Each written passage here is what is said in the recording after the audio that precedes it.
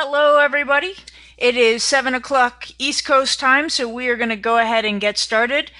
I realize that we have people who are still logging on, but in order to be respectful of everybody's time, we are going to go ahead and while I'm taking care of some housekeeping, hopefully we will get the rest of the folks logged in. My name is Kim Snyder. I'm the founder of Polo Skills. I'm your host this evening.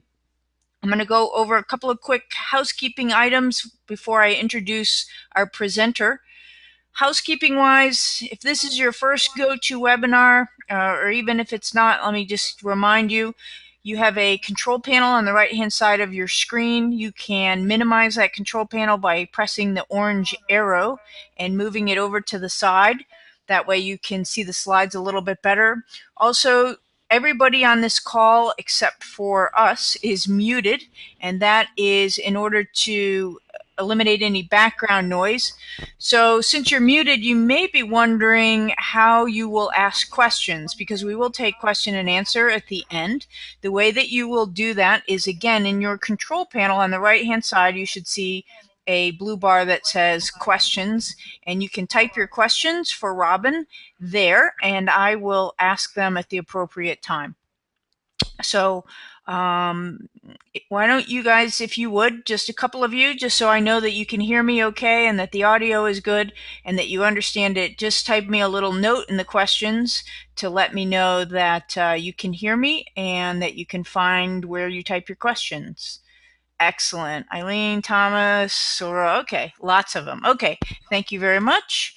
All right, so with that, we are going to go ahead and get started. So let me tell you about your presenter today. You're in for a real treat. Robin Sanchez is the head instructor at the Polo School at Grand Champions Polo Club. They have a tremendous junior polo program there, along with adult clinics and lessons, umpire training, instructor training, and turnkey polo. So at Grand Champions, for those of you who haven't been there, all you have to do really is show up with your boots and helmet. The pros, the horses, the grooms, they're all there ready for you. Robin is probably best known for running Florida Junior Polo for many years, where she coached the sons and daughters of 8, 9, and even 10 goal players. She also ran Brushy Creek Polo Ranch in Texas, which is where Robin and I met. She ran polo summer camps there. She coaches II teams, gives umpire clinics. She's managed several polo clubs. She currently has the highest umpire certification of any woman, both arena and outdoors. In addition to all of that, she is a certified personal trainer, a yoga teacher, an EMT, and she trains and breaks horses. So, Robin, pretty much any aspect of polo that you would like to understand better, Robin has experience with and also has the unique ability to teach it in a way that's interesting and fun. So with that, Robin Sanchez, I'm turning it over to you. Okay, great. Hi, everybody. Thanks for signing on.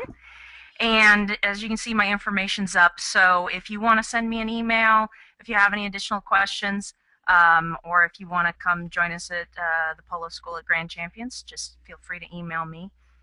By the way, What we're going to I should hang on, Robin. The one thing, you know what, we left out of your bio was to let everybody know that you and I worked together for an entire year on polo skills. So all of the 260 plus videos that we have on the Polo Skills Network, Robin did that with me. So that was kind of a major missing piece of your bio. I just wanted to make sure we included that.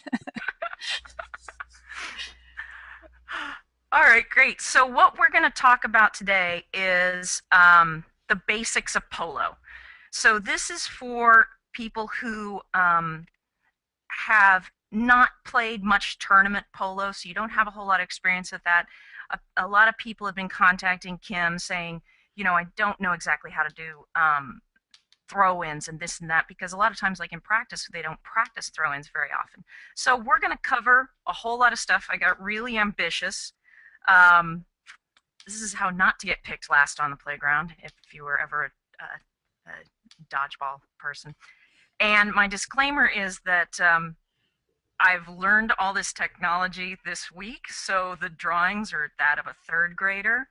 And also, there'll be some photos up here of what to do and what not to do. Of course, if you recognize any of the photo of what not to do, it was just accidental. That was the only time they made that mistake, so they did it just for the photo. Anyway, first thing I want to cover is how we start the game, the throw-ins. And I'm going to cover both outdoor and arena on a lot of these set plays, so you know what to do. Throw-ins, you start the chucker, you go back for a throw-in after every goal. You also, in outdoor, when the ball goes out of the bounds over the sidelines, that's also a throw-in. And remember that the players always need to be 5 yards away from the umpire. The first players closest to the umpire always need to be 5 yards away. What we're going to look at here first is there's two different ways for teams to line up for the throw-in. There's a straight line, and then there's a play where the back or the number 4 plays deep. So as you can see on here, the red team is sort of in a straight line there, and the blue team, the back is playing deep. Now the reason why you would have one player play deep is if you're finding out that in this diagram, if the red team is tending to win the throw-in and get away with the ball. So this puts the 4 in a position on the blue team to be able to sort of head off the red team at the pass and be a better defender, be a better back. So when you line up there, that's the center of the field, the tee. If you haven't seen one, they usually mark that out in the middle of the field. The umpire is out again, 5 yards from the player, and he bowls that ball in underhanded. Number ones, we're going to talk a lot about the number one's job throughout this webinar because the majority of new players get put in the number 1 position. The key thing for the number 1 in the throw-in is you get one swipe at the ball and you need to clear a path after you take that swipe. When the ball's past you, if you don't clear a path, then your own teammates can't move forward with it.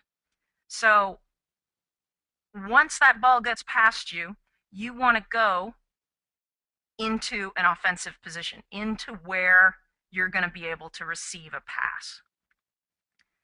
I used to be told, try to also hinder that other number 1 from getting to his spot. Now I'm going to show you the next one is where that number 4 lining up deep, he lines up deep so that he can go and intercept that number 1 before the pass gets off to him. Because in the idea of this blue team lining up one player deep, the red team's been winning this throw-in and getting it out and getting it up to their number 1 and scoring a lot.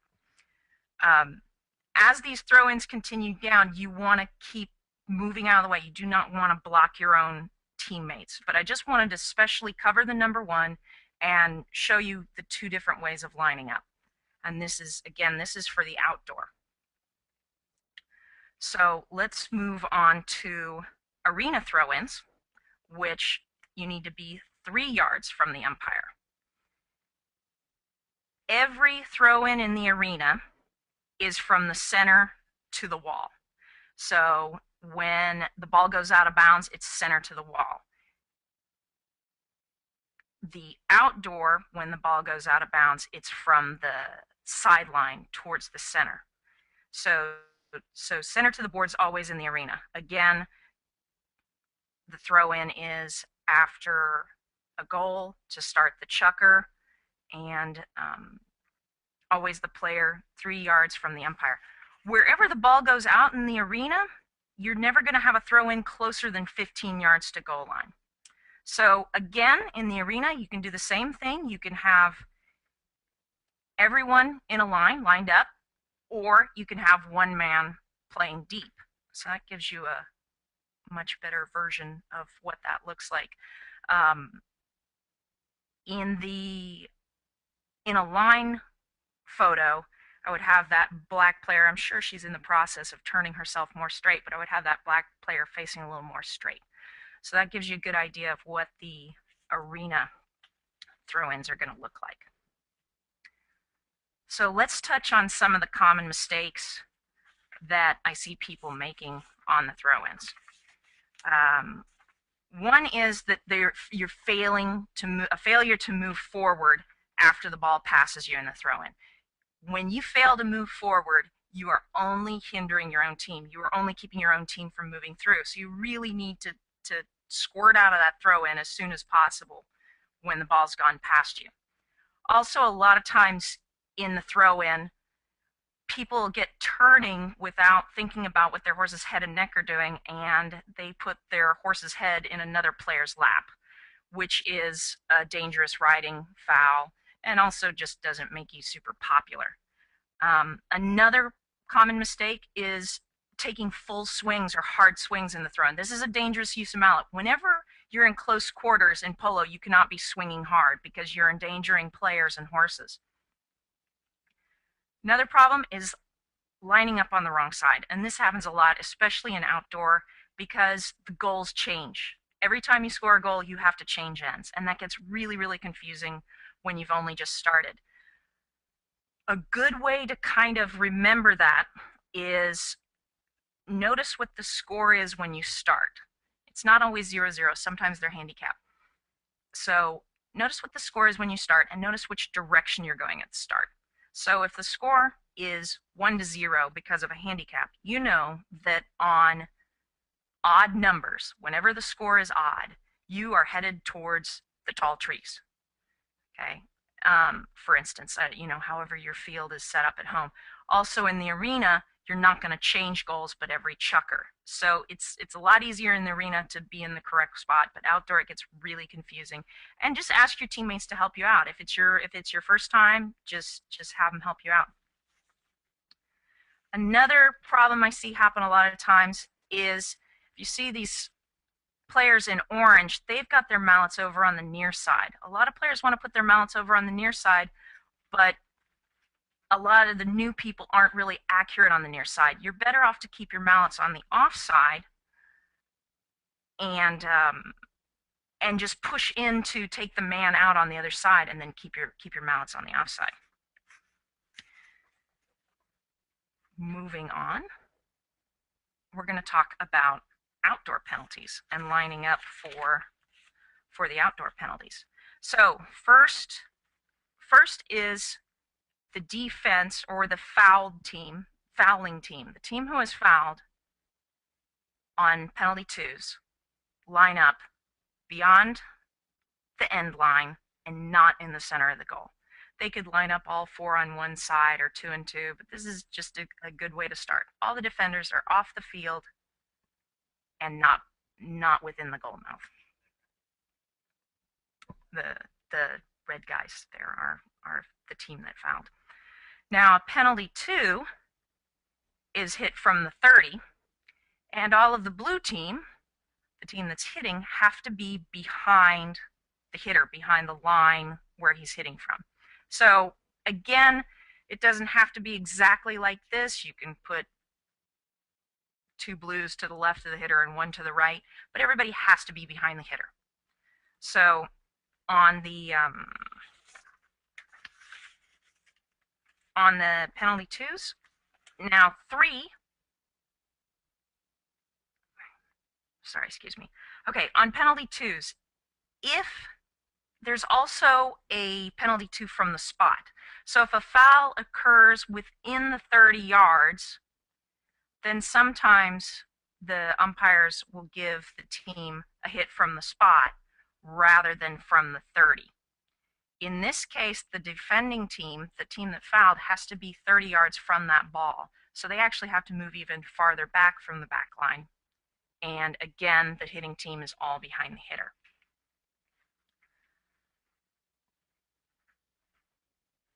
On penalty twos, if the player takes the shot and it doesn't go all the way to goal, then the red team will get to hit the ball from that spot. They get it, it's almost like a knock-in, and the blue team has to be 30 yards away just like they are on a knock-in. So blue team hits, doesn't make it all the way to the goal, the umpire will blow their whistle and line up for the red to hit it from that spot where it ended.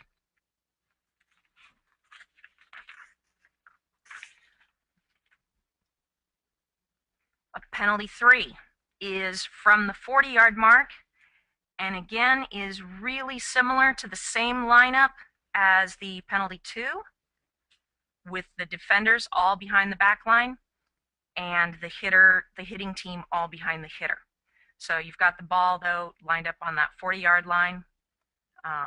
And again, the same scenario. If the ball doesn't reach, they're going to take that shot. The red team will take the shot from where the ball ends. Now, let's say the hitter swings and misses on a 2 or a 3. The red team gets to hit from that spot.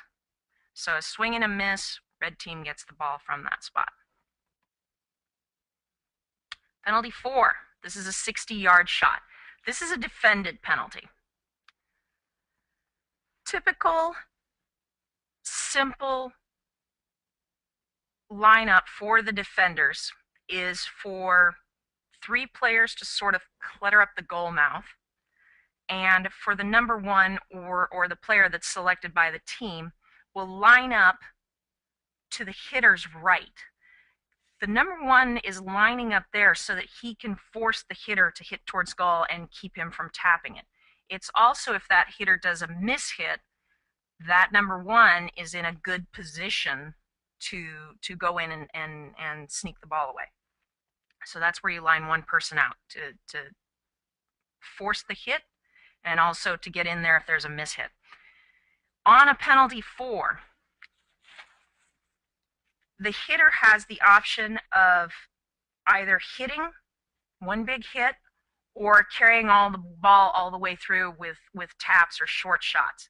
The idea is, just like in the throw-ins, you couldn't create a dangerous situation with your mallet because everybody's clustered. In this penalty 4, all the red team is in a cluster over by the goal, and when I show you where the blue team's going to line up, you'll see them in a similar area. You can't, it is a dangerous use of mallet to hit the ball hard into an unsuspecting group. So on the first shot, everybody's expecting the hard hit, but if you hit it once or twice and then hit it hard, everyone's not ready for that. So just remember that. If you start with a tap from the penalty 4, you've got to continue with the tapping, with the low velocity ball. You cannot hit a high velocity ball into a group. You also want to have no contact during lineup for the shot. So here's our hitting team. Here's one option for our hitting team. You've got the hitter there behind the 60.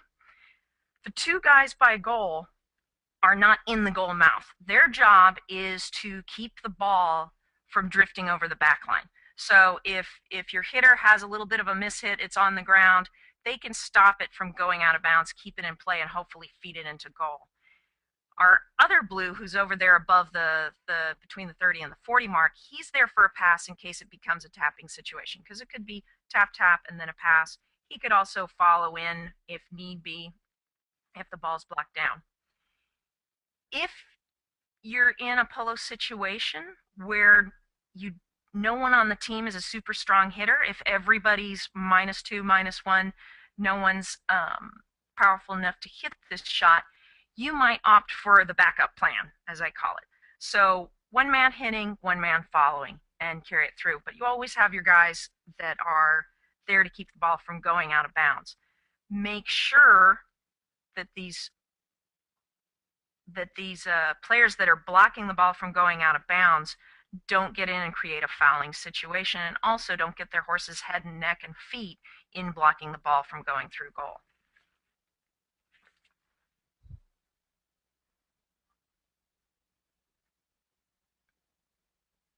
Okay, penalty 5. Penalty 5 has a whole lot of options because it's from the center of the field or from the spot of the infraction. So penalty 5 lineups will be similar when we get to the knock-in lineups, would be similar to a knock-in lineup. You want to be positioned for a pass. If it's the type of polo where someone doesn't have a strong hit, then you're going to want maybe that backup plan where you have a player following. But the idea is to get the ball as far away from the goal you're defending and as close to the goal you are attacking. So just tap, tap, tap is usually not a good idea. You want to get it moving down the field.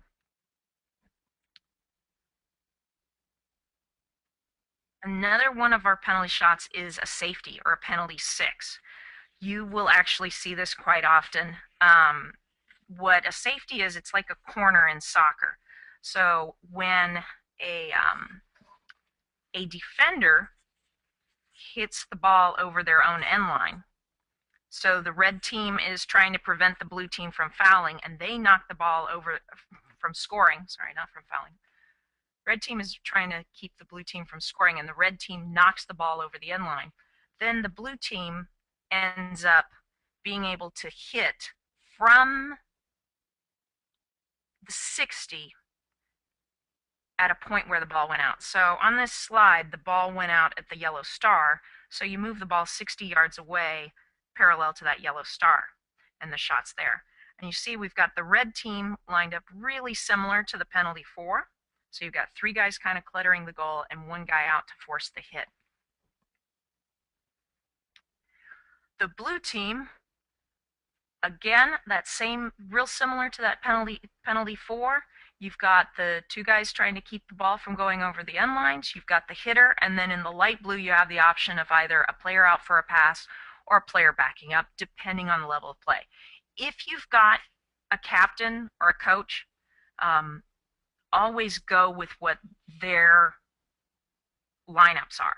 I'm offering these to people who haven't had any coaching, who don't know what to do, and don't have a captain helping them out. But hopefully you'll have someone on your team that's a better player and can give you some advice. Now, the last penalty in outdoor that we don't see very often, but happens as a penalty 1. A penalty 1 is called when a foul occurs in the vicinity of the goal in order to prevent a goal from being scored. So what that means is a player's going to goal, he's well within the 30-yard line, he's going to tap, and someone makes an illegal write-off that prevents him from scoring that goal. The umpires would then call a penalty 1.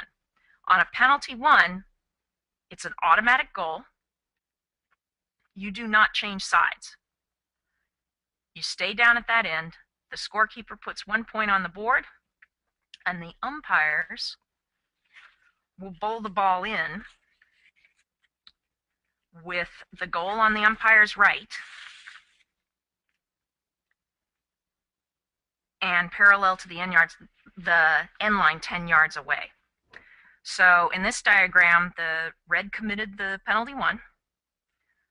Goals to the umpire's right. It's 10 yards in, and he's going to bowl in there. This has given the blue team not only a free goal, but a really high percentage chance of scoring a second goal. I've got a red player lined up in the goal to defend. He can't goaltend, but he can be there in case that blue player taps it forward and over onto his right, he can meet that line. And we'll talk about the right of way in just a little bit on that. But this is your penalty 1. It can get a little confusing sometimes. So, common mistakes made in the outdoor penalties.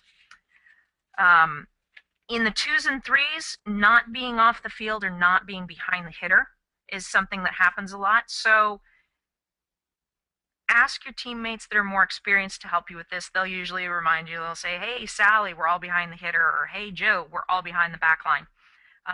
But just remember, you're not in between the ball and the goal anytime on a penalty 2 or 3, no matter which team you're on, the fouling team or the foul team. Also, a big problem on penalty shots for the 4s, the 5s, is people lining up for the penalty shot, but then not moving until well after the ball's hit. You want to be moving. It's the law of inertia. An object in motion tends to stay in motion. An object at rest tends to stay at rest. So you want to be moving. As the hitter's approaching the ball, you want to be moving so that you're not stuck flat-footed. Horses weigh 1,000 pounds. It takes quite a bit of energy to get 1,000 pounds moving. Also, if the fouling team, the team that committed the foul, does an incorrect procedure, on a penalty shot. So let's say if on the 3 they are lined up on the field, then if the goal doesn't go through, then the team that was fouled gets a re-hit.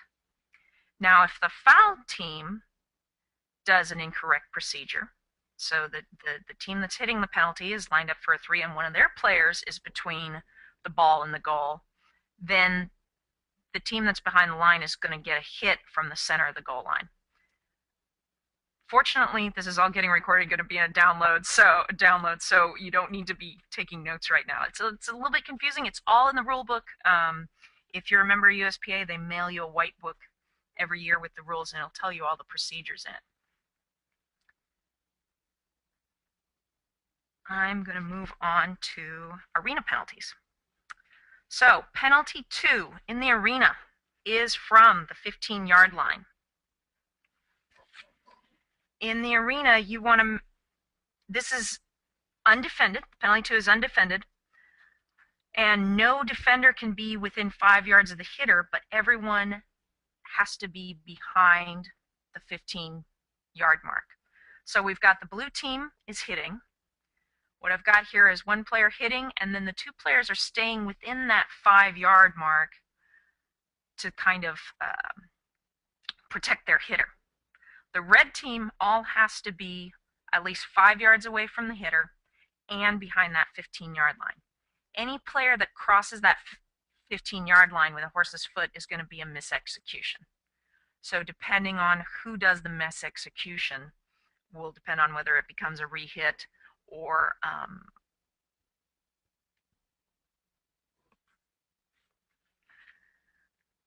the penalty 3.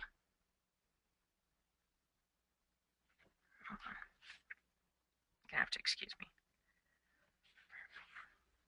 Okay. Penalty 3. Penalty 3 is from the 25-yard mark. It is also undefended. So really similar lineup to the penalty 2, which is from the 15, but you've moved back to the 25 mark. What I've got going on here is I'm just showing where your team should start, and as that hitter moves forward, where the team should be moving to and end up as the ball gets hit. So again, it's keep moving. Don't be at a standstill. You need to keep moving through these shots. In the arena, once the ball hits the wall, if it goes in the goal, it's a goal. But if it hits the wall, it's live. You got to keep playing that ball. So you want to be moving. Whoever's moving is going to get that rebound if it bounces off the wall and doesn't go into the goal. Also, in the arena, if the ball is hit but does not reach the wall, it becomes, again, a free hit for the defending team. So the red team who had fouled previously are now going to get that ball because the ball did not reach the wall. So when you're hitting these 2s and 3s in the arena, even if you missed the goal, you want to make sure you do not miss the wall so that it stays live and you do not give it away to the defending team. Penalty 4 in the arena is from the 25-yard mark, just as the penalty 3. However, this is defended. You get one defender in the goal mouth. You have 2 options of which way he's going to face. On the penalty 4s in the arena, if the ball hits the wall to the hitter's right, so the way this red player is facing, if it hits behind his rump, that ball, the majority of the time, belongs to the hitter. He has the right of way on that. If the ball hits the wall to the hitter's left, in the direction that the defender is facing in this slide, that ball, the right of way, usually belongs to the defender.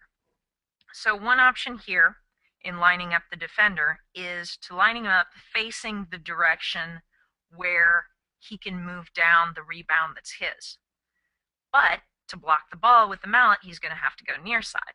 So a lot of people will opt for the option of the defender facing in this direction so that he can block the ball with his mallet, But he's got to remember at this point that if the ball hits the wall in front of him, it's not his. If the ball hits the wall behind him, he's got to do a turn really quickly to get on that rebound and go down with it. So both options are available. My personal favorite is put the defender just slightly out of the goal mouth so he can move forward to stop the ball. He's blocking it completely at this point, part of the goal completely, and he can move forward into a position to block if the ball goes towards the goal more in front of him. And he's also at a little bit of an angle so that he can flip around to grab that rebound should the ball hit behind him, and it's his right away. The hitter is my solid blue guy. We've got the hitting team. The hitting team all has to be behind the 25. Everyone but that lone red player has to be behind the 25 line. I've got one blue player lined up there to the left of the hitter on the top, because if that rebound hits to the left where my red defender has the right of way, that blue player is in a position to be able to also catch that rebound with the ball on his right-hand side, hopefully, depending on the angle of the rebound. The blue player below the hitter on the diagram, or to the hitter's right, is in there to protect his hitter's mallet side, so that if the rebound goes off to the right, a red player can't sneak in there for the ride off or to hook or to keep that hitter from getting the next play. So I'm going to show you real quick. If you've got that rebound to the left, that defender's going to move out of the goal mouth and head down the new line, and the blue player from the top is going to head down that new right away as well. So that's how both those players, that's the reason why I have both those players lined up that way. And you have to always remember what the rebound angle is, because it's a new line, it's a new right of way. When we line up the red players, the defenders, besides the one in the goal mouth, I've got my solid red guy. He wants to be there to put pressure on the hitter, to be able to go in and ride him out after he's made his shot and keep him from getting a second shot. Then down there at the bottom, my other red player is lined up at that angle to get the rebound should the ball hit to the right-hand side. So just as the blue player on the top is catching the rebound up there, so he's going against the red player in the goal, this red player on the bottom is going to be going against the solid blue player or my hollow blue player on that rebound to try to catch that rebound. So this is what it would look like a little bit if that ball takes the rebound. The solid red player moves in a position to take out the blue, and the red player at the bottom is moving in to catch that rebound. So that gives you a good idea. And as you see, everybody's moving forward. As the hitter moves forward towards the ball, all the other players are moving forward, because as that rebound happens, everybody's got to be moving. No one can be flat-footed. You need to be ready for the next play to happen. Now, specific to arena penalties, there is a right-of-way. There is a line of the ball before the ball is ever hit. And in the arena, the line of the ball is from where the ball is placed to the center of the goal. So on a penalty 2, that's the line before the ball is ever hit. Once the ball is hit, then the line is the path that the ball has traveled. Penalties 3s and 4s, this is the line of the ball. Penalty 5A, which is taken from the center, there is a line of the ball. And also on the 5B, if it happens to be a spot hit, the line is from the ball to the center of the goal. This is really important to remember, in that you can't, in the arena, there is already a right-of-way before the ball is ever hit, and you can't be there blocking that right-of-way. So moving on our arena penalties, you've got a 5A, which is from the center. So that would be a center hit. Got my little ball lined up there. There's several different options. I'm going to show you a couple here. In this option, we've got the offense lining up towards the right. because in the arena, controlling the wall on your right, you can control the ball all the way into the goal. You want to always try to put the ball into the quadrant of the arena where your team is controlling it on the right.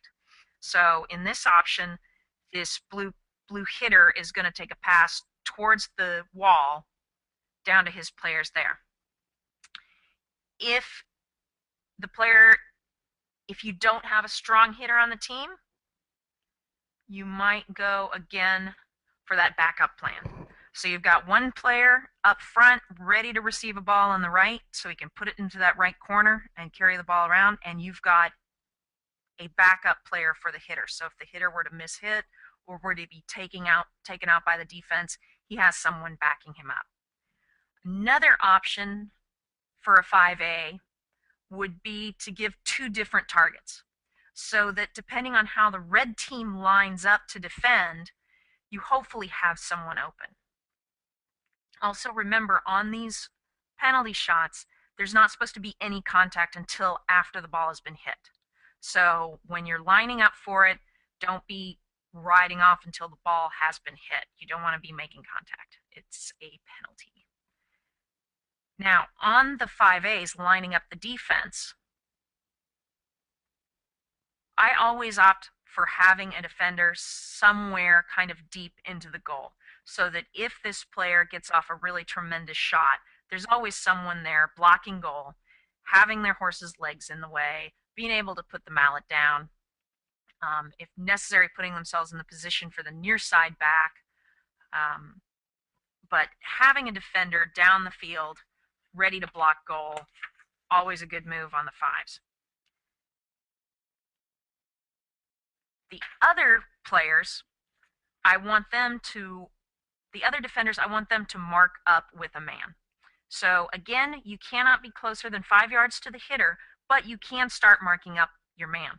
What I've got in this is the red player on the lower part of the screen. The red player there, he not only controls the blue's mallet side, but he is also in control of the wall. You always want to try to be in the arena in control of the wall, because that's where you can protect the ball, carry it down. The wall is your friend. On a Robin, penalty, Robin, yeah, hang on. We've got a couple questions here that, okay, so while we're on these slides, I'm going to ask them.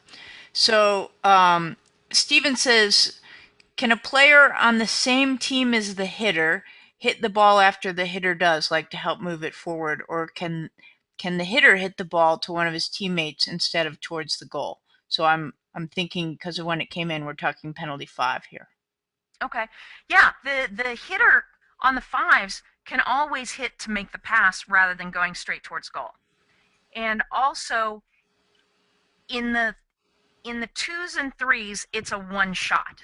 So the hitter can only hit it once. He can't follow up if it's a poor hit, and if he swings and misses, his teammate can't come behind him and help him out. On the 2s and 3s, he's out of luck.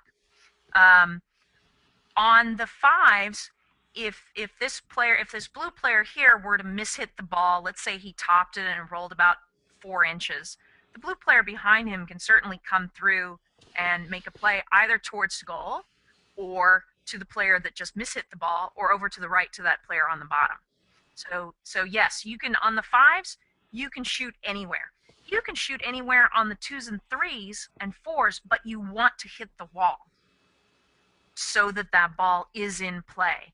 A lot of times, I've seen teams that'll just go straight to the right wall and line themselves up to carry it around the corner and carry it in, because the defender's really good at the 4s. So most definitely you can hit more than twice. You can tap and then take a big hit. You can take one big hit. Right here, if you're noticing on the 5s, there's a special rule in the arena that's different. If you score in one shot from beyond the center line, so if this blue player here hits one big shot and it goes in goal, that's 2 points.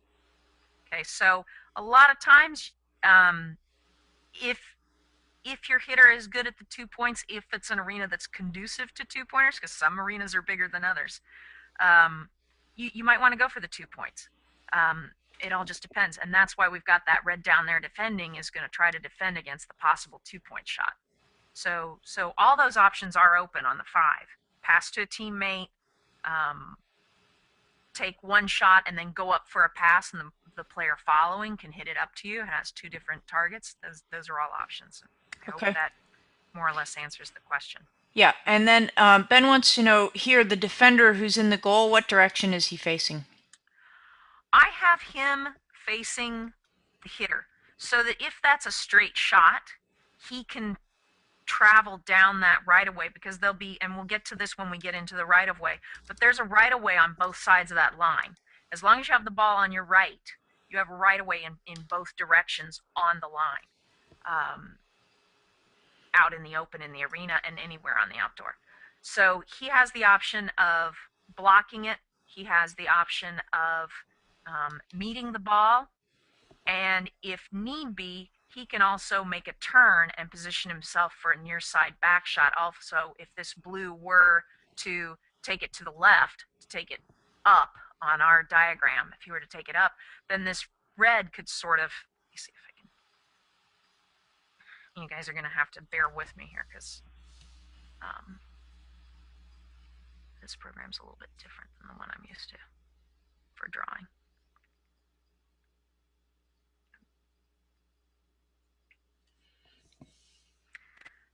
So if this blue were to take it this way, this red facing forward, then coming here and push himself for near side back shot. Okay, so if the blue is going up with it, then that red can come around here and position himself for the near side back shot. If the blue goes straight forward with it,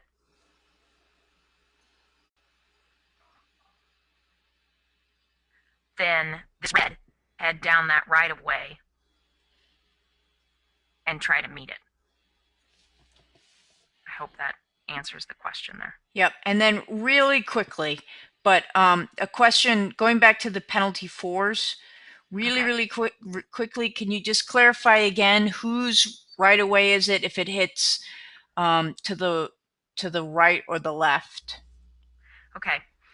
Again, real quick. If the ball hits in this area, it's the hitters.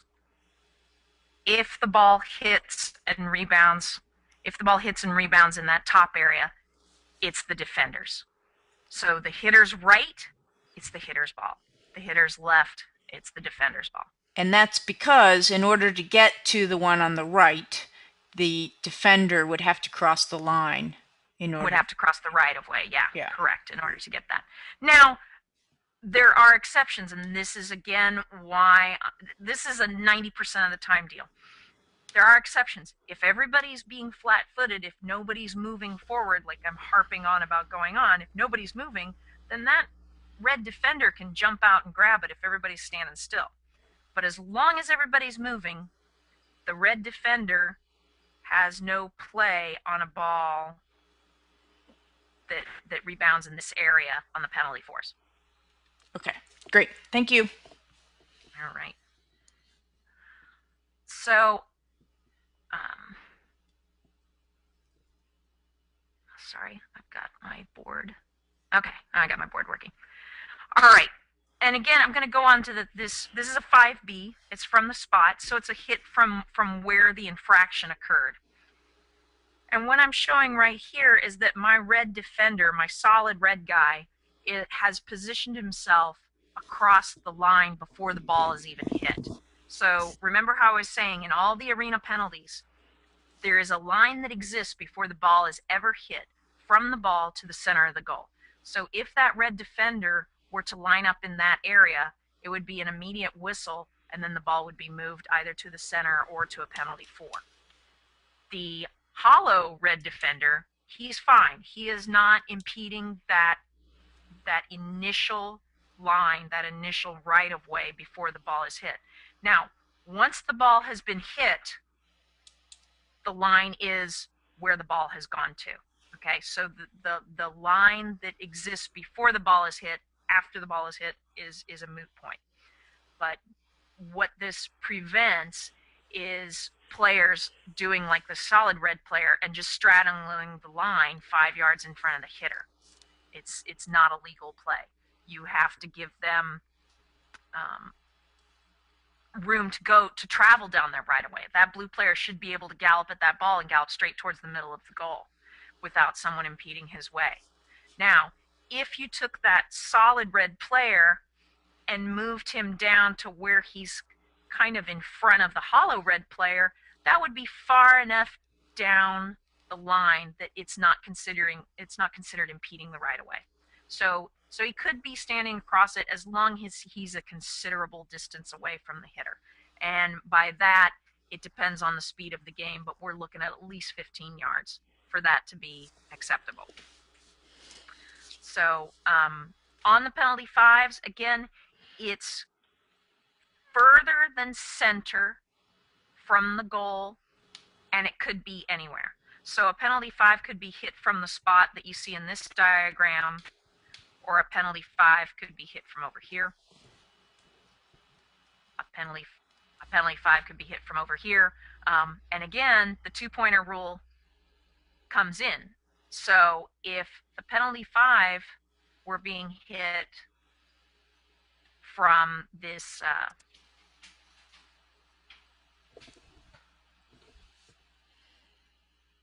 spot right here,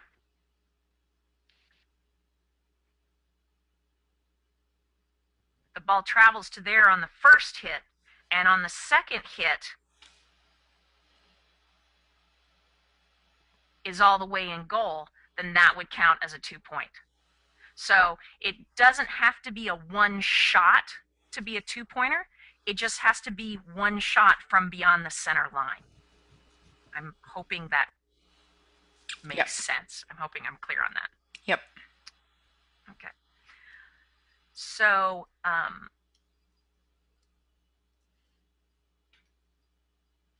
we go. All right. We just covered the 5B from the spot. Arenas also have a penalty one. You're going to see a penalty one called in the arena far more often than you'll see it called in outdoor. If you go to 20 outdoor games, you'll see one penalty one. You go to one arena game and you're going to see at least one penalty one, because it's a lot closer contact. There's a lot more, I want to use the word opportunities, but there's a lot more opportunities for a foul to be committed in the goal mouth just because of the way arena polo is played. Now, a little bit different on the penalty ones in the arena. It's highly similar to the outdoor one. However, you are 15 yards from the goal, whereas in the outdoor you are 10 yards from the goal. So the two teams line up at the 15 mark. The goal is to the umpire's right, and he's going to bowl the ball in. It's a free goal, just like the penalty one in the outdoor. So if a foul is committed in the vicinity of the goal mouth to prevent a goal from being scored, then a penalty one is called. It's a free goal. The blue, in this diagram, the blue got fouled. They got a free goal put up on the scoreboard, and they're getting a throw in from here. And they have a really high percentage chance of getting a second goal. So fouling in the goal mouth is something to be avoided, because in desperation you may put yourself 2 goals behind. Instead of preventing 1 goal, you've actually given them 2. Again, I have the red team who did the fouling. I've got one player over in the goal mouth. He could also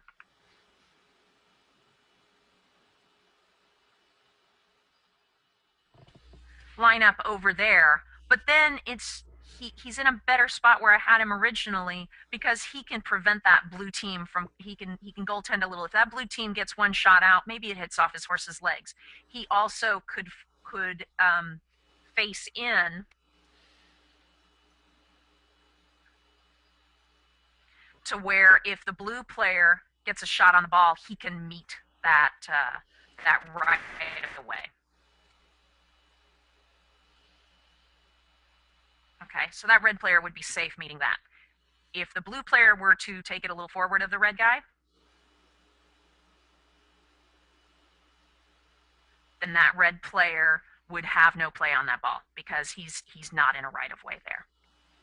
So I hope that's clear. And if you're playing a lot of arena, and we had a lot of people when they signed up saying, yeah, we play arena, a lot of both outdoor and arena, you're going to see a lot of penalty ones in the arena. It's going to happen a lot. So it's really good to know how to line up for them. And remember, all the penalty ones, the goal is on the umpire's right. That's the easy way to remember it. Goal is on the umpire's right. So you line up like similar to a throw-in, and the goal is on the umpire's right.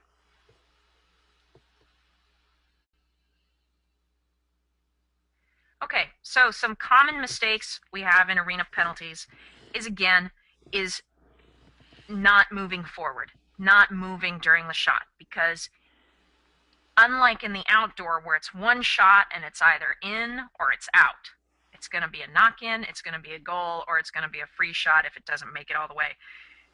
You have a really good chance of a rebound happening in the arena, and now you have a live ball. And players need to be ready to jump on that rebound line.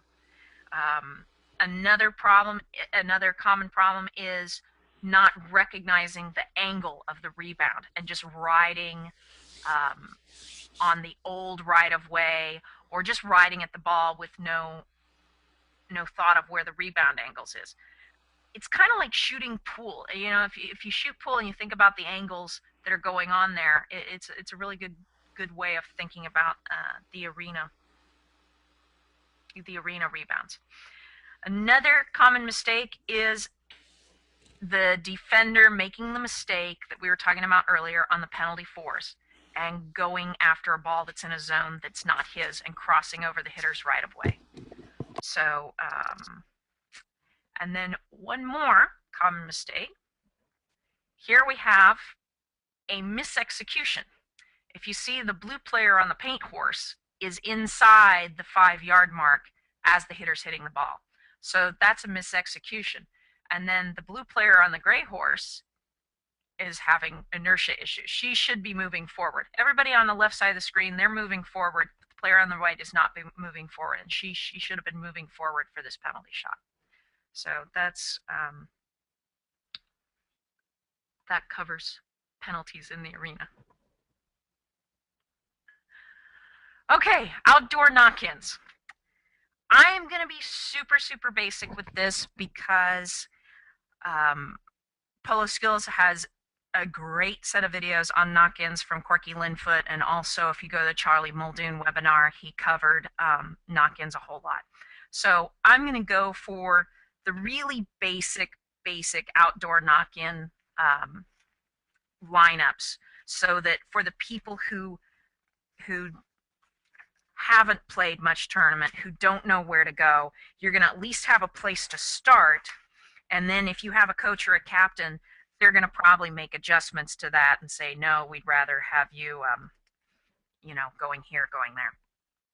So always listen to your coach or your captain, but when in doubt, the diamond formation, we call it, is a good one to fall back on.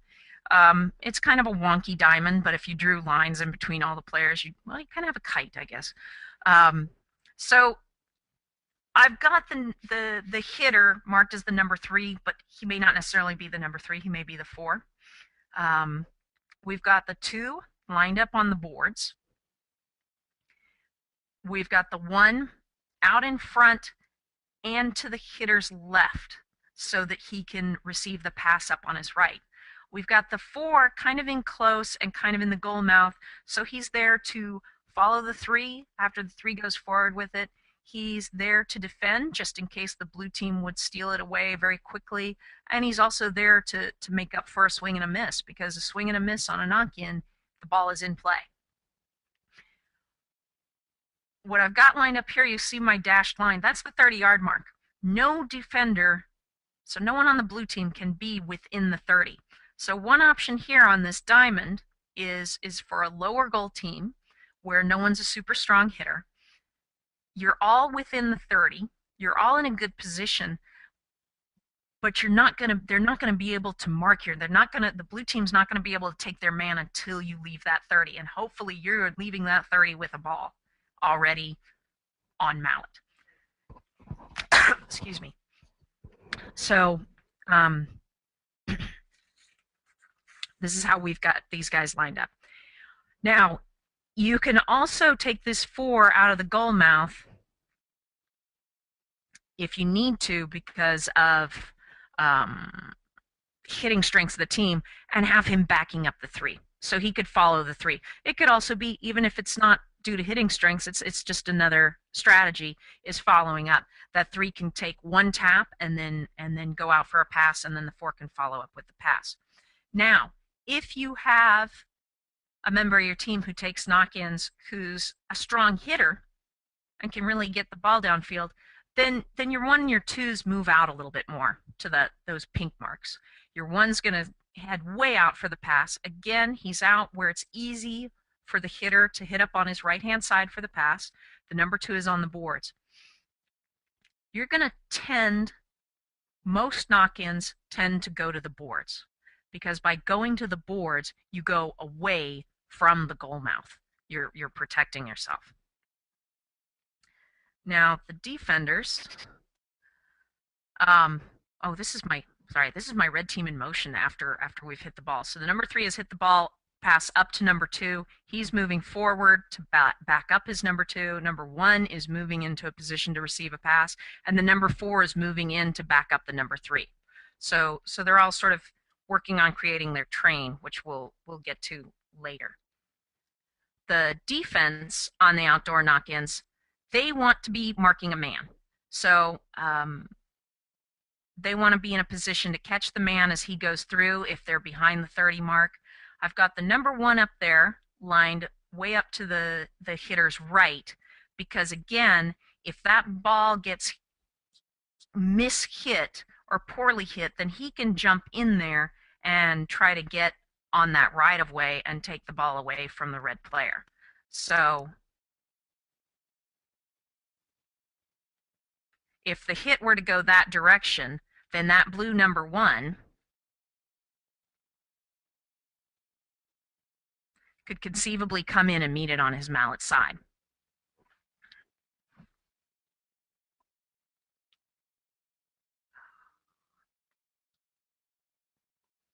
Oh, look, I had already made a slide of that. All right, so that number 1 is moving into a position. Now, if the 3 mishits, the number 1 can go in there and get that ball. Now, if the 3 hits it more to the center, the 1's also in a position to kind of come around and get up on him and get ready for a hook. The common mistakes in the outdoor knock-in, again, the inertia, not moving. You got to be moving. Every player needs to be moving before the ball is hit. As that hitter is approaching, everybody needs to be moving at least at the same speed. You want to get the ball downfield. The hitter does not want to tap, tap, tap, tap because you're keeping it too close to goal. You're running into the danger zone of the other team being able to score on you. The other problem would be if you're not putting yourself in a good position to receive a pass. And also, you don't want to be making contact before the ball's hit, just like the penalty shots. You're not making contact before the ball hits. That's a penalty. On marking up with the man on the knock-ins, there's also a really good video from Julio Arellano on the pick play. So moving on, we're going to go to, oh my goodness, what did I have here? Sorry. Robin, just one note. There's also a very good video from Major Hugh Donne on getting in position to receive a pass. So I would recommend that as well. Super. All right. I'm going to skip through these real quick because we are sort of running out of time, and I want to get to the strategy. So you're going to hear a lot. Basic strategy of polo is man, line, ball. That order of importance. Or as my friend Mike McCleary, who is the coach at Texas A&M, says, man, man, man, line, ball. So, man. Get a man. If you get a man, you are going to you're going to keep from getting yelled at by your team, because if you're marking up, they can't yell at you. The thing you're going to hear as a new player is, why aren't you with a man? Where's your man? So if you're marked up, it is going to reduce getting yelled at. It is also going to reduce you fouling, because 2 players together have less chance of fouling than one player by himself. It's also an easy way to learn anticipation. If you man up with a player that's more experienced than you are, they're going to know where to go on the field, and they're going to go for passes and stuff. And if you stay with them, you will find that you are with the ball more often.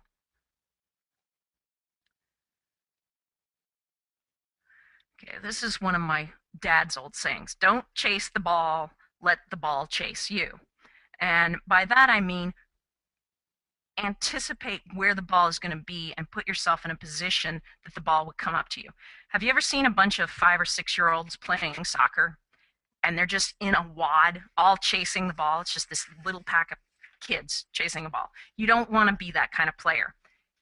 In You don't want to be the guy that's rabid for the ball, chasing it down the field. I know they say that when they have a crash at NASCAR, you drive towards the crash because the crash is going to move. If you're always chasing the ball, that ball is going to keep moving away from you.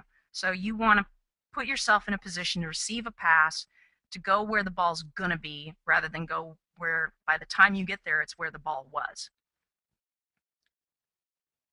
Right here, we have these red players sort of fixated on the ball so much that they're all just headed down to where the ball is, rather than taking a man or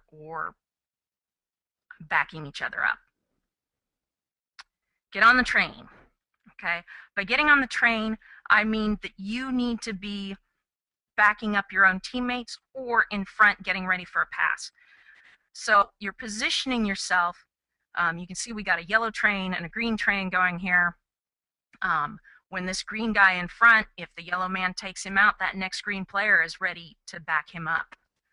We've got this lovely train in front of the Alamo, headed downfield. So the black players are all in a position to back each other up. The red players are there to take the man. Everybody's on that train. We've got another train going on here in the arena. So this is what I mean by getting on the train. Don't be the guy that's caught out on the side, on the access road, so to speak, if you've ever driven in Texas. And don't derail. We've got a derailment here with our number one. So you want to be trying to get on that train, on that line of players. Also, polo's played a lot like, think of it like a basketball or soccer or hockey game, in that when your team has the ball, you are trying to position yourself to receive a pass. You're trying to get open. When the other team has the ball, you are marking up. You are in a position to defend. You are in a position to keep them from scoring, whether that's blocking. In basketball, they're blocking. In polo, we're riding them out. Count shirts. By counting shirts, I mean look at what colors and how many shirts are in front of you or behind you before you go to a play. Right here, we have one blue shirt, one yellow shirt, and 2 yellow shirts running in. If the player in the white helmet had counted, he would say he needs to go behind the player in the gray helmet rather than riding in there with him. This is a big beginner mistake. A lot of times you get too fixated on the ball. Again, here we've got 2 players on the same team running in rather than making that train. So count shirts. If the ball's up in front with 1 blue and 2 reds and you look down and you're wearing a red shirt, then you need to hang out. You don't need to be running in on that. There's 2 other players on your team in there.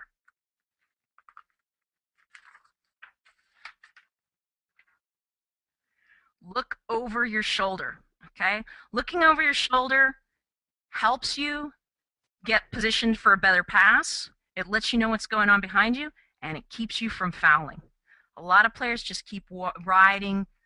When you're new to the sport, you're riding, you're staring forward, you're not looking over your shoulder, you don't know what's going on behind you, and you end up being lost a lot because of it. This is also going to help you to intercept a man that's coming up. You can put yourself in position for a pass, and you can intercept a man that's coming up from behind. Okay, make a decision. By this, I mean when any player goes to the ball to hit, you make a decision where that ball is going to go, and you go there.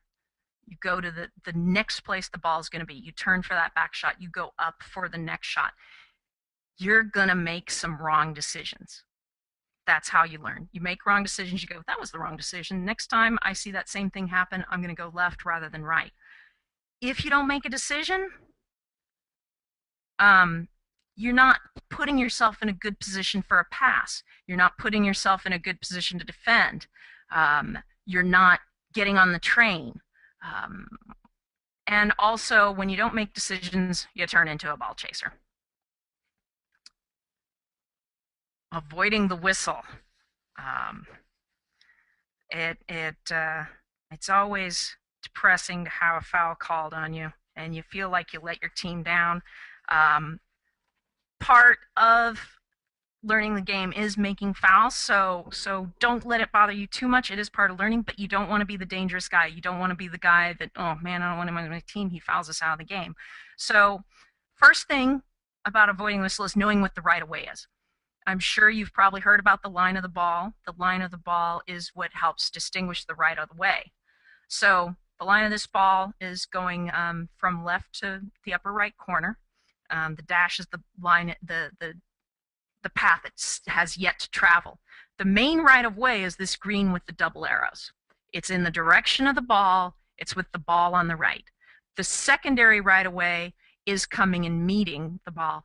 But if you are meeting, you have to be exactly on the line. You cannot be at an angle when meeting the ball. You need to be exactly on the line. There's a little more leeway with the right of way in the direction the ball is going. So just remember, if you're headed in the direction the ball is going, you have a better right of way. And in the arena along the wall, you have the absolute right of way. In these three diagrams, in every one of these, the red player is creating a foul by crossing the right of way. So the blue player in the first on the left, he's on that exact line meeting the ball. The red player has it on the near side. There is no right of way on the near side, with the possible exception of in the arena along the wall, and I'm going to show you that in just a little bit.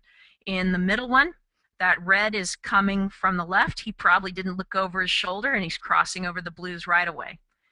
In the diagram on the right, again, the red's just thinking about hitting the ball. He hasn't looked over his shoulder. He hasn't taken that man, and he's crossed over that blue's right away. Here, the red on the left, the red's also fouling because you have the two players riding together. Remember when I said if you're riding with another player, you tend to not foul as much. Those two players riding together, making a play on each other, have the right of way over any one player coming from any direction. So even though that red is meeting exactly on the line, because those two players are together, he is fouling. Now over here on the right, I've got the arena wall. I've got the direction of the ball. The blue player has the ball on the near side, but because of the wall in the arena, because of the special aspects of the arena, he has the right of way. So even though the red player is meeting exactly on the line of the ball, he has no right of way because of the wall. If this were in the middle of the arena, the blue player would be fouling. Only on the wall does this rule, does this aspect of the right of way come into play. So here, we're not quite sure where the ball came from, but I guarantee you somebody is either crossed or about to cross someone's right of way. When you got two players at 90 degrees,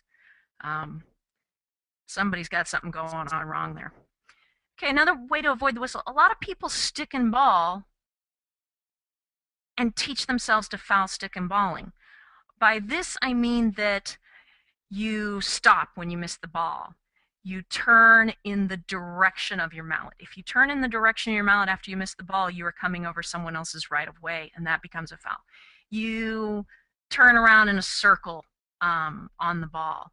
You make a back shot and then turn immediately after you hit it. So when you stick and ball like you're in a game and you're not fouling. Think about the line of the ball. Think about the right of way. Keep moving. There's no backing up in polo except for maybe in a shuffle in the throw-in. A lot of ways to think about polo and the rules and how to avoid fouling is it's like driving. If you've ever had someone texting 2 lanes to the left of you and they just start changing lanes looking for their exit and have not even checked their rearview mirror, that's similar to what happens a lot of times with beginners on the field. They haven't looked over their shoulder. They haven't looked in their rearview mirror, so to speak. They're not paying attention. They're too busy staring at the ball, which is what the texting would be, and they create a foul. We don't do any U-turns. There's no U-turns in polo. It's a freeway. Everybody's headed down it. If you miss the ball, you need to keep moving. Don't be turning in someone's right away. If you were to do anything in a game that would cause this to happen to you on the road, it is probably a foul. So you want to keep some road safety in your polo.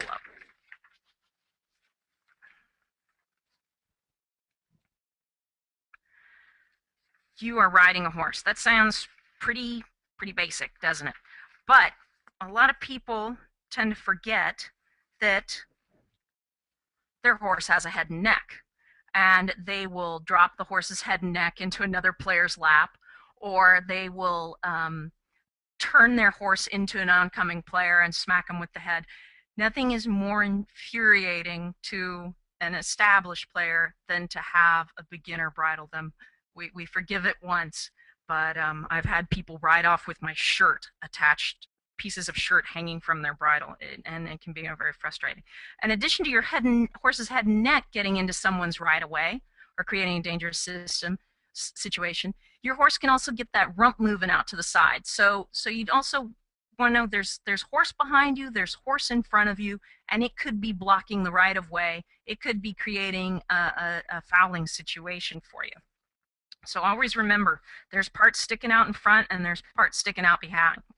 And speaking of behind, if the ball is behind you, it's not yours. A lot of players get stuck looking at that ball that's behind them. They slow down. They stop in the oncoming players right away because they're busy thinking about that ball that's behind. So right here, this black player has no options on that ball, and he needs to move forward. You could even be blocking your own teammate from scoring goal. Here, this red player has no option on that ball that she's looking back for. We got a little train derailment going on here between the black team also. So remember, if the ball's behind you, you need to move forward. It's not yours. A lot of new players also, you get really stuck on the ball. You're obsessed with the ball. You see the ball, and then, as my dad used to say, the ball becomes 10 feet tall and you don't see anything else that's going on around you. And you're crossing right of ways. And I have seen people actually just ride into horses, plain as day, ride into a big 1,000-pound animal because they're so busy staring at this little tiny ball that in their mind is 10 feet high. So don't get obsessed with the ball. Be looking at other players, be counting shirts. I was going to cover playing number 1, but I don't know how we're doing on time, Kim. We are running short on time, Robin, so Okay. I'd like to get some questions in.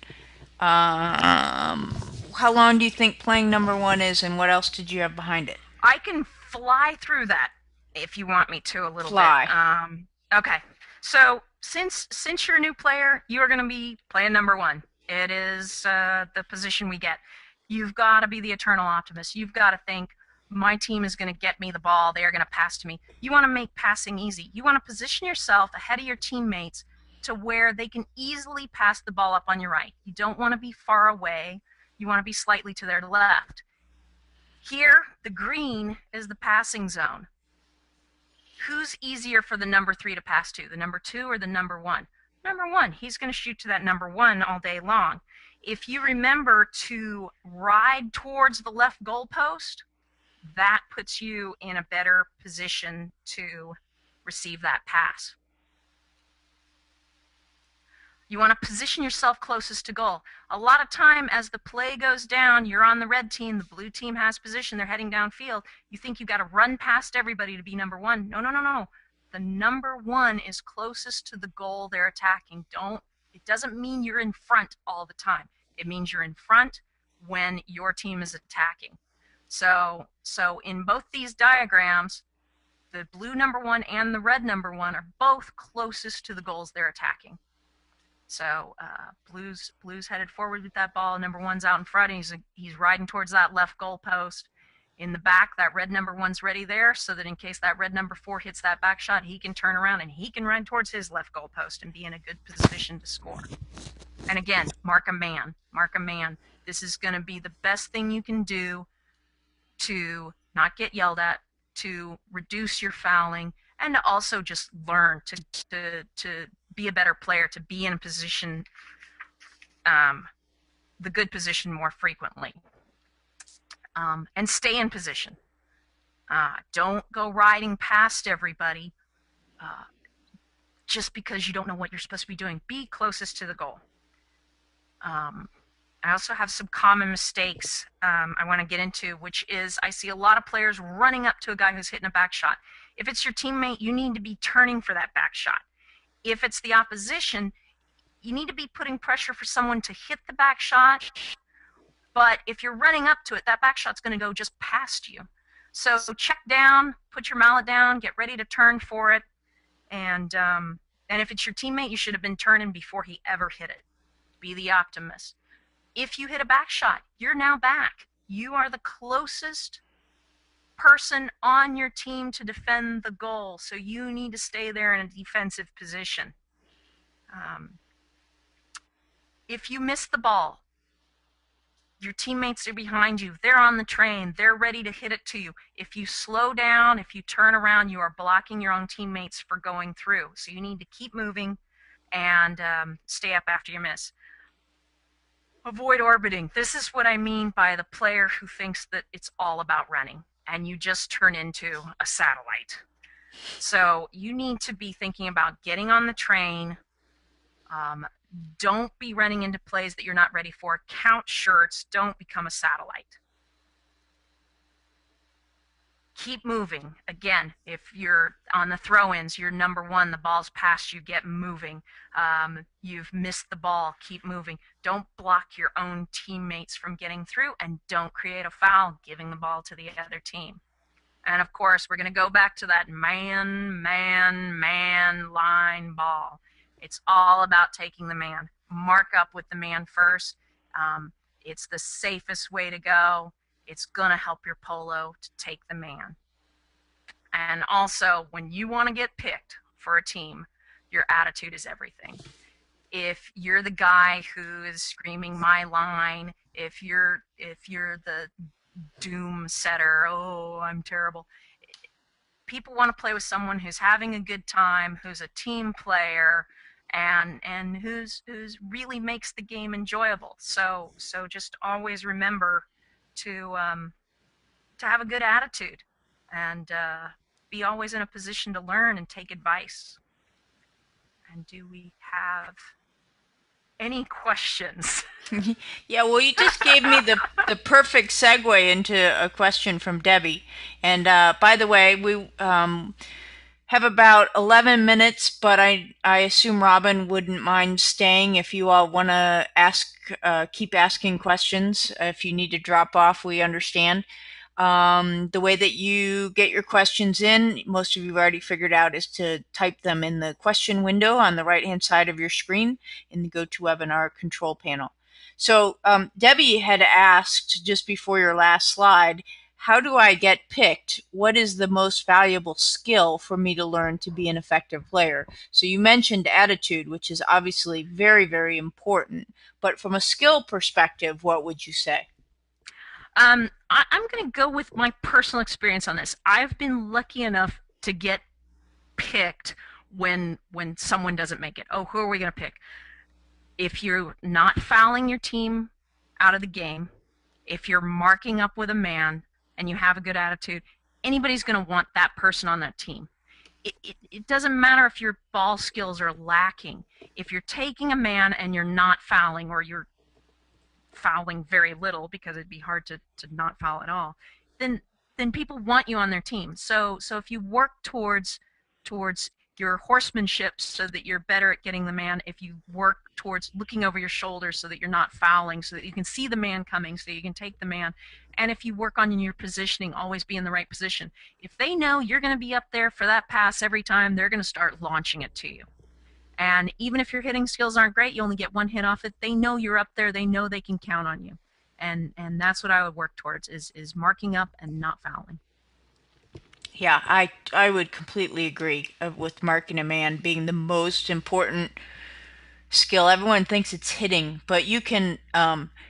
Eric Wright, who's another instructor, does a drill where he takes people's mallets away and lets them play with no mallet to show them how absolutely effective they can be without even having shutting down another team without even having a mallet Oh, in their hand. and 100% I do that a lot with the kids that get that ball obsession and all they're doing is staring at the ball and they're fouling and I take the mallet away and you find them they ride over the ball and they got their arm in the air. I'm like, what are you going to do? You don't have a mallet.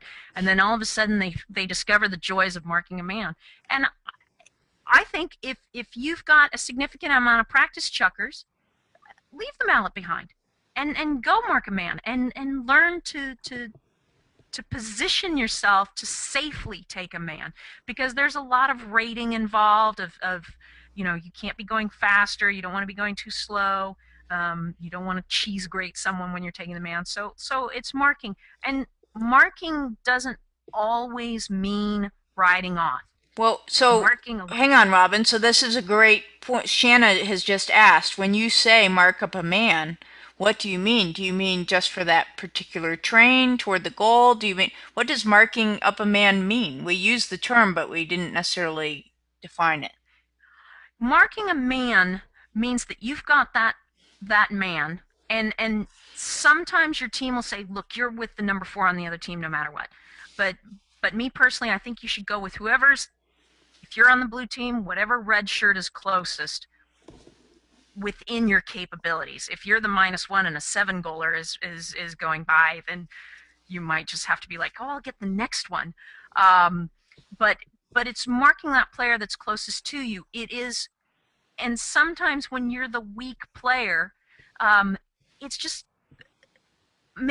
taking their attention away from what they have to do just a little bit by being the fly in the ointment, positioning yourself, so that if you're weak on the near side, I recommend that you position yourself so that you can on the player's mallet side so that you can make the hook safely. And if you're in the ride off, the ball comes up on your right and you've got the play on the right. If you can move on the near side, then I recommend more of a positioning yourself to control the inside of the field, and we have some videos on that.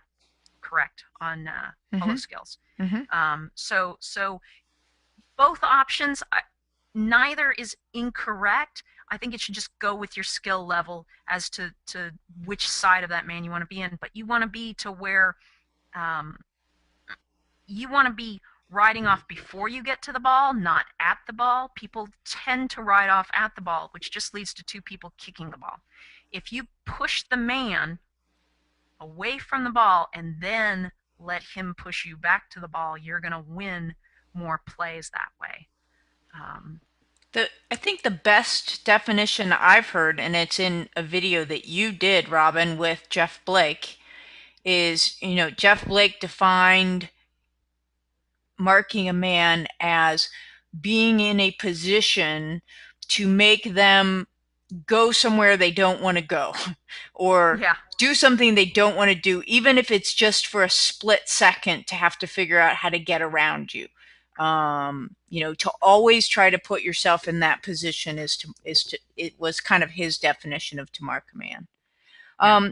Which another kind of question leading right out of that, Eileen says it can be intimidating as a new number 1 to go after a number 4 who's usually a pro. Any suggestions on how to best mark a strong 4 or pitfalls to avoid as a number 1? I agree 100%. It is very intimidating to go mark the better player, especially if you're not a super strong rider. If you're not a super strong rider, um, I would almost say it's tough to go mark that better player because you're going to end up just kind of chasing them around the field. You might put yourself in because they're in better control of their horse and they're also a more experienced player. They'll put you in a position to foul. So so if you're a weaker rider, A, ride more, but B, go find a lesser player to mark. If you're a strong rider, but you're a new player, what I learned after fouling many times was that you need to watch that player's body language. In that you can see when they're starting to check the horse, and you start to check your horse. You can see when they're going to start accelerating their horse, and you accelerate your horse, so that you can better be in the position for that ride off, or just to be that annoying person forcing them to go somewhere else. So when you're making the commitment to go mark a better player, you need to be watching that player, um, instead of looking at the ball, instead of watching their horse, because their movements are going to tell you what their horse is going to do and where they're going to go, and you can stay with them. And that's a lot of trial and error. That's that making decisions. And again, you're going to make wrong decisions, but making wrong decisions helps you learn to make correct decisions. Okay, and leading right out of that from Jeff, any tips for a new player on getting separation from a more experienced player who's marking you heavily during a game? Wow. The nice thing about not being very experienced is usually they leave you alone. um, Usually they're like, oh, that Robin, she's no threat. So it's kind of nice. Again, that Jeff Blake video is pretty good because he talks about getting away from that man. Try to A thing that I talk to a lot of people a lot of times about is having yourself in a position to win the ride off. A lot of people will stay in a losing ride off, and by that I mean you usually win the ride off because your horse is in a position to dominate the other horse, which means your horse's head is ahead of their horse's head, which means your leg is usually in front of their leg. So you want to pull out of a losing ride off to position yourself into a winning ride off. Losing ride offs just make horses exhausted and frustrated. So sometimes it's better to give up the ride off you're in to position yourself better to win the next one. I hope that makes sense. And if I can jump in on that, because in that Jeff Blake video, I had asked Jeff that question because I had just been hunted in the WCT finals. So, and I don't know if that's what you were asking about, Jeff, but to me, hunting means not necessarily I'm not being ridden off. It means they've assigned someone to just blanket me and make my life miserable. And that had just happened to me. Go watch the video from Jeff Blake. But Jeff and Robin in that video both told me when you get hunted like that, go to their strongest player because you'll take that person who's hunting you with you because they've been told to stick with you, and so now you've just goobered up their strongest player by going to them and taking that person marking you with them and just clogging them up, and either that person will drop off, or what happened to me, someone will start on their team will start yelling at them that they're not helping, and then they'll get really confused. That would be my suggestion. All right, let's keep going. This is from Carl, and he says, can you expand on the don't ride to the back shot?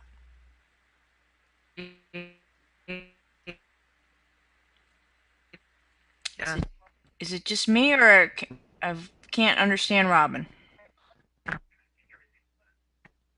There we go. Okay. Oh, Everything's okay. back. You're I'm back. sorry. Now I'm back. I can hear you now. You were we were having a bad connection there for a second. Sorry about that. Okay, so what I have a question from Carl, which is, can you expand on the don't ride to the back shot? Okay. On the back shot, it's this fine line because you do want to put pressure for someone to actually have to execute that back shot. Usually the person hitting the back shot is 4, and as a less experienced player, you're probably the one. That's kind of your man. So you want to be moving towards him to pressure him to back it rather than giving him the time to be able to choose where to back it and being able to execute a good shot. But when someone's in the process of hitting a back shot and you're riding towards it, three things are going to happen when someone hits a back shot. They're going to hit it with angle, and it's going to go past you on the right or the left if you're riding towards it, because you're riding towards a ball that's about to leave that spot. They could hit it straight back, which it could hit into your horse's legs, or again, it could just shoot right past you when they hit it straight back, or they could miss it.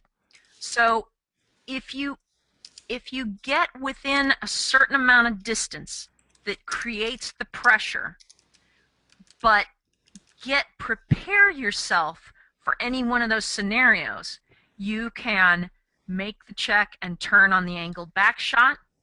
You can check up, put your mallet down, and block the back shot that's coming straight back. Or if they miss, you can continue forward and carry that ball forward. So that's the why I'm saying don't ride straight towards a back shot. If it's your teammate hitting that back shot, you should be turning for it. And in part of that making a decision is what's the high percentage shot for my teammate? When my teammate goes to hit the back, does it go 60 yards? Does it go 30 yards? Does it go 10 yards? And you want to turn for that back shot, but within that high percentage area so that you can receive that as a pass, or you can travel down that new right of way and pick up that ball and carry it. So when your teammate's going for the back shot, you're turning for it, but you're turning for it within reason of your teammate's skill level. I'm hoping that computes. That's great. Okay, couple more questions. Debbie wants to know, so she's played number one, because she's a newer player, I'm assuming, and she wants to know, so what's next? So she says, in the progression of my own expectation, what position can I expect to graduate to next? I would say that depends on the level of polo you're playing. A lot of times in lower levels of polo, sometimes the weaker players are one and back.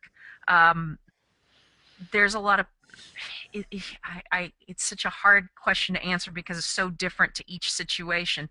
But probably your next position could be either back, could be the number 4 position. But if you're not strong on your back shots, if you're not strong at passing, that's probably not a good position for you to be in. Once someone weaker than you comes in, they're going to be put in the number 1 position, and you'll probably go to 2. 2 is what I call a hustling position. The 2 has to work. The 2 has to be helping the 3 out, has to be going to plays, has to be going to the man, has to be in a constant hustle. The 1 and the 4 are more trying to maintain position. It's really, really important for the 4 to be closest to the goal they're defending and 1 to be closest to the goal they're attacking. Whereas 2 is the soldier. It's the player doing some work. So when you get really effective at marking the man, when you are very successful at anticipating plays and putting yourself in a position to receive a pass, then you start moving into that 2 position. And being in the position to receive that pass is super key because you've got to be able to receive the pass from the 3 or the 4 and then also pass that ball up to that number 1 and get them into scoring position. Okay. Stephen would like to know, what are the conditions under which you can ride off another player, on offense or defense? Okay. The conditions boil down to safety, in that the mounts and safety very much relative to the horses. When you think about it as the horses riding off rather than the people riding off, that's when you make a more effective ride off. the horses need to be going relatively the same speed. So you can't just go careening past someone, drive by them, and do a cheese grater move. That's an illegal ride-off. Um, the angles are super key. The faster you go, the more acute the angles have to be to where there's almost no angle when you're going at a significant speed. If you're in a throw in, you can take a man out shoulder to shoulder at a fairly decent angle because you're standing still, you're walking. So shoulder to shoulder. One thing that'll really upset the more experienced players is if you're hitting them behind the saddle. Nothing is scarier when you're on to feel your horse wobble out from underneath you. Um, and you've got to be shoulder to shoulder, shoulder to shoulder. That's also where, when I was talking about you're watching the other player's body language so that you can rate your horse, so that you can adjust your horse's speed, so that you go in at a relative similar speed, shoulder to shoulder, at a safe angle.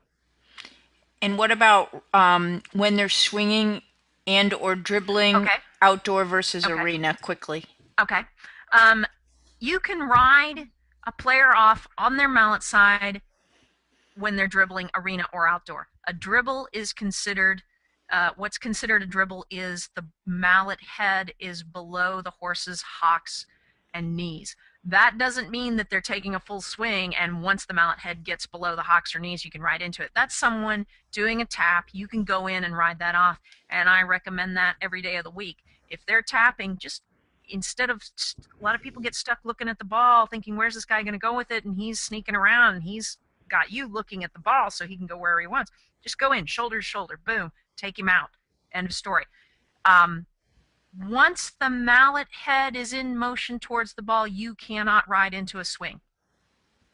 Um, you've created a dangerous situation for your horse, for yourself.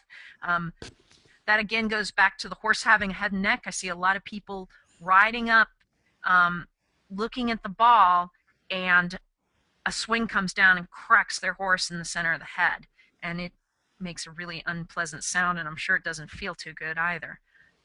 So that's where the mallet, relative to the mallets, and you can always ride off on the side where there is no mallet without any fear. But if the mallet head is down and the player's tapping, it is perfectly legal to execute a ride off. Okay.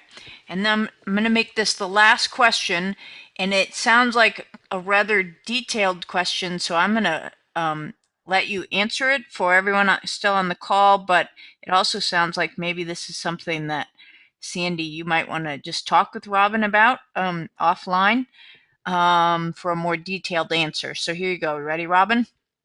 I'm ready. Last one. She said, I think.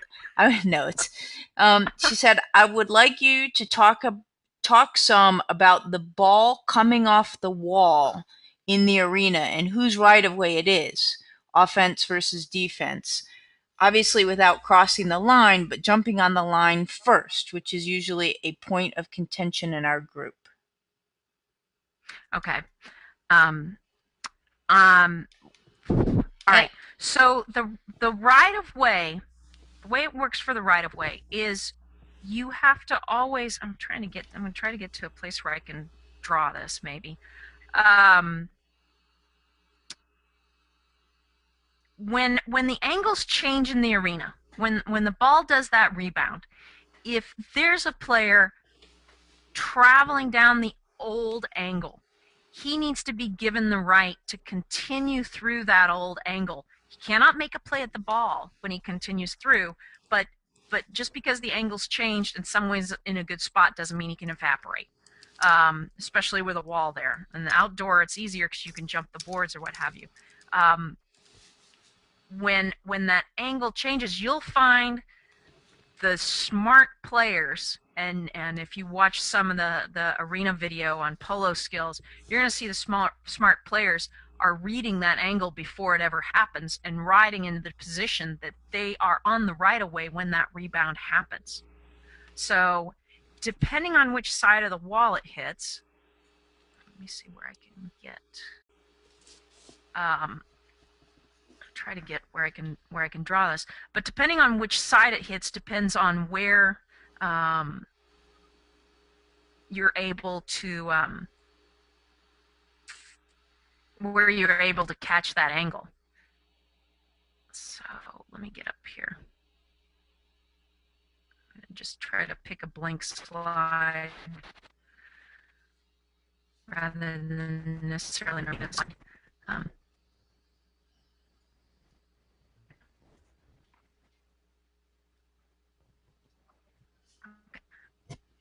All right, so we're going to have a disclaimer arena here.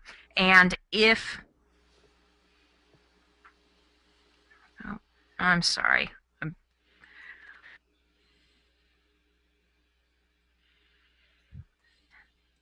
Okay.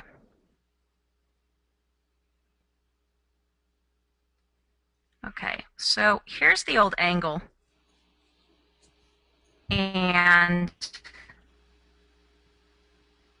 this player was headed down it.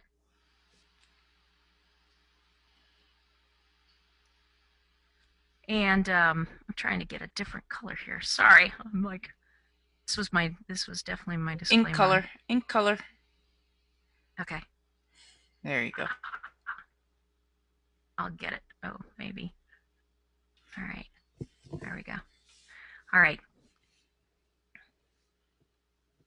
So if your blue player's smart enough to have positioned himself here to grab that rebound, on this angle, this red player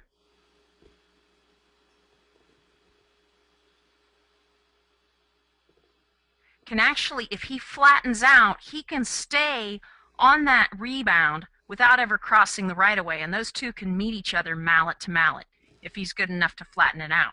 Now, if you took that same play, more or less, and changed it with the red player, the blue player hit the ball, and now that red player's jumping on the rebound.